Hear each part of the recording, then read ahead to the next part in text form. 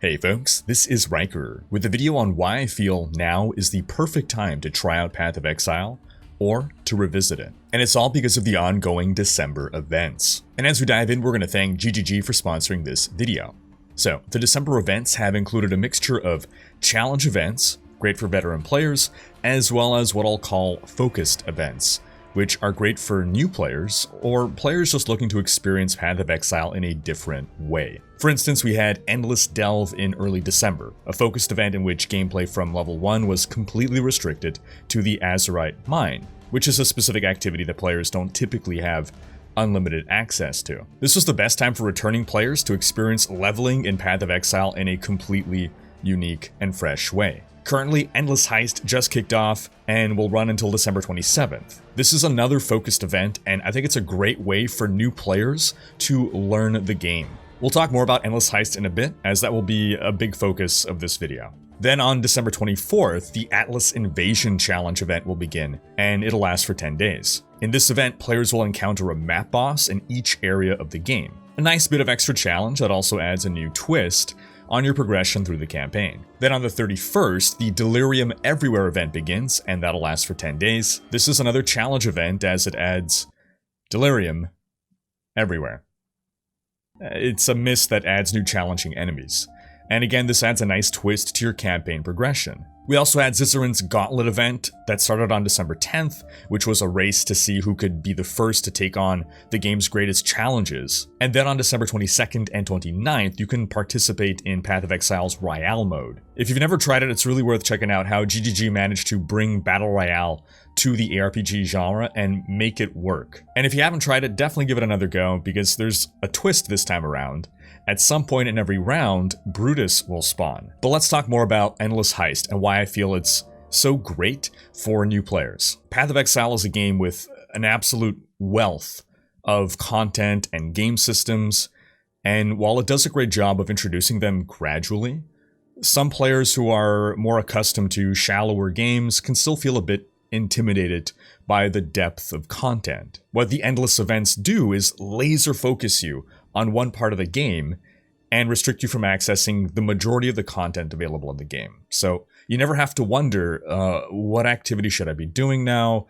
How does this new activity work? You're just given the one activity and you can run it endlessly without limits, allowing you to fully absorb and learn it, fully grasp it, and then also focus on learning the basics of the game itself. And in Endless Heist, they also help you out by giving you some great starter gear and super easy access to the skills you need to make any kind of build, really. So as a new player, you can pretty easily test out all kinds of different skills, different builds. Plus, Heist by its nature isn't a game mode that you can just zoom super blitz through everything, so the pace naturally suits a newer player. Now, I do have to admit a certain bias for Heist. I've always loved the fantasy of it and the core concept. I've always been into heist movies like Ocean's 11, and I love Dungeons and Dragons, and it's got some D&D vibes. Because in Heist, you sneak into, a dungeon, if you will, some kind of facility. You get past patrolling guards, you're looking for loot, you're bypassing security systems, and then you're going to steal an object at the end of this dungeon while avoiding setting off the alarm. And before going in, you get to pick from a selection of companions to bring with you. And so one companion might pick locks, one companion might have brute strength to be able to bash through doors, and they also give you different buffs depending on who you take. So just to walk you through a bit, right? You create your character, you load in, and you're straight into the heist zone. This is an area known as the Rogue Harbor. You already start off with 3 passive skill points, and while you normally only get 1 passive point every time you level up, when you hit certain milestones, you'll be given a few points. This is because if you'd be leveling up through the campaign, there are certain quests you can do to get extra passive points, but in this case, all you're doing, again, is heists. Then in our inventory, right off the bat, we start off with a selection of uniques. And depending on the kind of build you want to go with, you might be better suited for one or the other. So we're a witch, we're going to be a spellcaster, we're going to take this wand. We also have a dagger here, we have a staff, a two-handed staff, we have a shield, we'll take the shield for now, gives us a bit of move speed. These are special uniques made, I believe, just for this event. And you'll notice the sockets in these. The sockets are white, meaning you can put anything in there. And they start you off with some skill gems right off the bat. So right away we get Fireball here, we put it in. We have Arcane Surge support, we put it in. Because these are linked, this support gem is now buffing Fireball. So we now have the Fireball skill, and it's being buffed by this support gem. They start us off with 2 contracts. These are the heists that we can go on. We're going to very quickly apply our passive points here. So, lots to look at, but it's not as difficult as it seems at first. Just zoom in, see where you start. Every class starts somewhere different. We start here, so we can either go left or we can go right. How do we decide where to go? Well, kind of look at the bigger, more special nodes and decide what do you want to go for. So let's say here we got increased spell damage, and over here we have max energy shield. So we sort of have the offense versus defense. I want to go more offensive, so I'm going to go towards the left. Then we get a branch over here as well. Let's see. Let's put our first point. Max spell damage, yes. More spell damage, yes.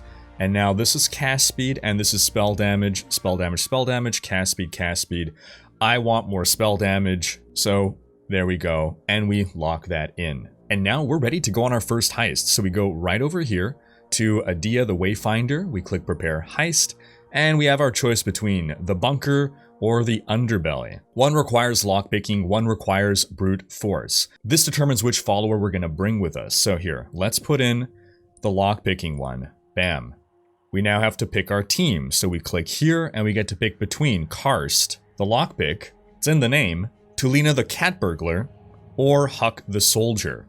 They each do something different. So if we bring Karst, he's a sneaky fellow, so he's not going to raise the alert level as much when we're opening the loot chests that we're finding along the way. If we take Tulina, she gives us a chance to find some bonus stuff.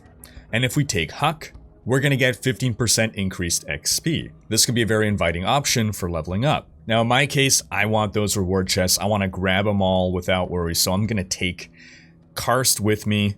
We're going to sign contract, and now it's going to open up right over here. Our portal, we enter, we load into a preliminary zone, and now we're going to start making our way downtown into the bunker. I'm going to quickly look at the map, and we can see, alright, all these little things here, those are extra rewards to go for. Those are just regular chests, I guess, and then that's something more special, so we definitely want to grab that, but ideally everything. This over here, this is what we are gunning for. This is our alert level. We want to get there before the alert level reaches max. The alert level will increase every time we grab one of those things.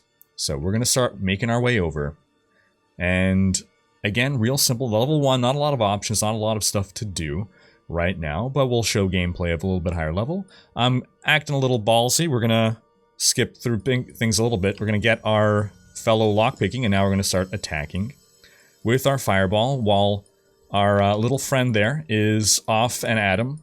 He managed to open the door. And I forgot that I am level 1, and maybe I'm not as strong as I am on my other characters, so we're going to fireball a bit more here. Fall back a bit. I probably should be grabbing items as I have no gear on this character. I'm basically redoing the character that I already made. We're going to grab that. And now all these items, you can't use them yet. These items, if you die in a heist, everything drops. You lose it. You retain your XP. You don't lose your progress in that regard. But unfortunately, all the items you don't get to keep. You can see right here, they're locked. Cannot put it on. It's contraband currently. You need to successfully escape. Because once you finally get to the point of grabbing the final object, well, then the alarm does go off and there's nothing you can do about it. So we're gonna hit V over there to send, you can also click on it, to send our buddy to start lockpicking. That progress bar, if he gets attacked, he gets interrupted and must start over. So while he's not actively doing something, he is, we're going to apply our skill point, he is helping us in combat. Otherwise, he is going to be doing whatever you assign him to do. So we're going to grab the secure locker. Grab some of that stuff. We're going to grab this one. Our alert level's getting a little high here. Alright, we are overburdened currently. I should have deposited my things before proceeding through this. I shouldn't have left those in my inventory, but it's not a big deal. This is just for demonstration purposes, and we nearly died. And so, yeah, it hurts a little bit. Don't have a mobility skill yet.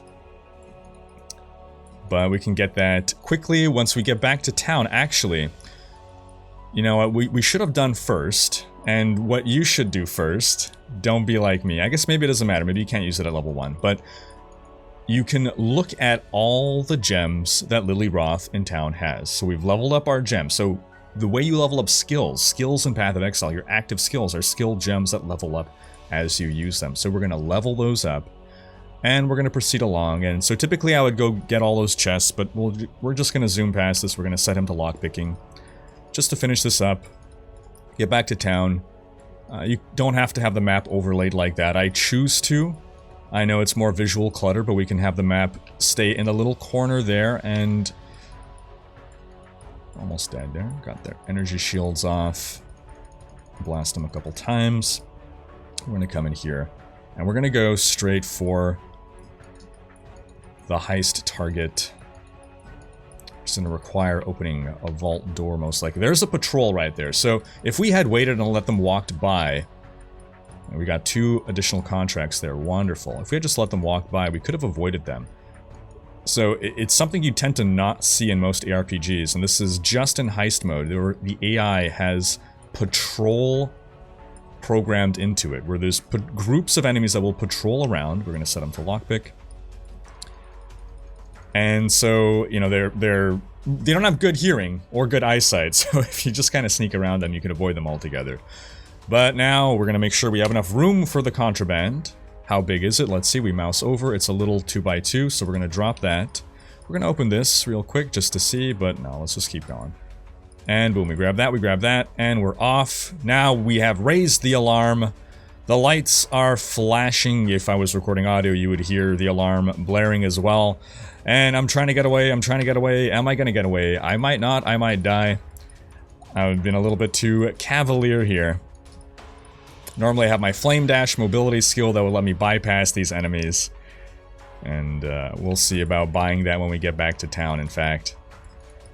But you notice all these guys weren't there before. It's because the alarm has been raised now.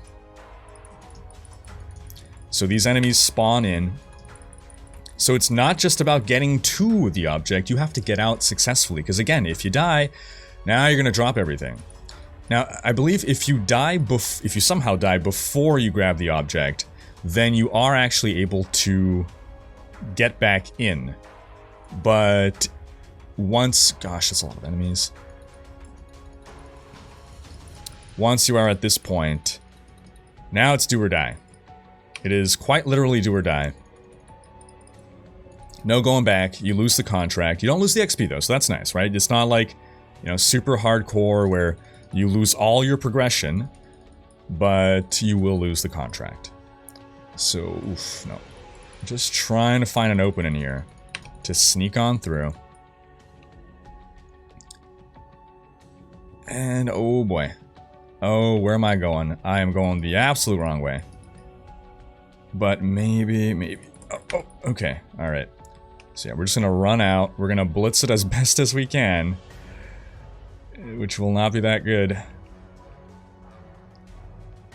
If I had a Quicksilver Flask, this would be a bit easier. You can see now, I can't just run past everything because what's happening right here, this door is locked. So we send our dude to lockpick, and now we try to survive long enough for him to pick that lock. So we're gonna do a little run around here, and he is getting distracted by this guy. And we're gonna try to sneak through. Oh, no. Oh boy, wow. That was close. We are slowed a bit here. And no, I went the wrong way again. Oh, we were so close. Oh no. Is this gonna be our undoing? Is this gonna be our undoing? I would normally grab that wisdom scroll, but we're just gonna... Okay, I think we're safe now. I think we're safe now. So this is our first successful heist. We make it to the escape route, and we are out. Safety, and now we go back to the Rogue Harbor. So we leveled up once throughout that. Obviously, if you kill the monsters, you'll get more XP, right? And loot. But, so our inventory was full. So, that's the heist. You get your heist object, which you then go and sell to the fence over here. You sell him, you sell him that. He gives you rogues markers. That's a special currency. But yeah, so Lily Roth here. You can purchase items, and she has for sale for only 1 scroll of wisdom, and we have 40. All the skills you can possibly want. So, we want, well, I think Flame Dash is a little higher. So we're going to take the cold mobility skill to begin with, which would be Frost Step, is it? Frost Blink. That is level 4, though. So, you can buy your Frost Blink, use that at level 4, and again, you have access to just try out whatever you want. Buy as many of these gems as you want, try them out. You're given items that are not locking you to specific colors of gems, right? So when you see sockets have a color, this means red can only take red gems. White can take any color, so you can try out all the combinations you want as you're leveling up. What happens if you run out of scrolls of wisdom? Just make a new character. Every new character gives you 40 scrolls of wisdom. Shh. Endless supply of gems here. Now, it's worth noting that this event will be voided. That means that once the event is over, all your progress, goodbye. Your character's deleted. You don't get to keep anything. So it's just a limited time event. It's almost like a test server, a PTR kind of thing. Just to try things out in a new, unique way. But yeah, that's Endless Heist.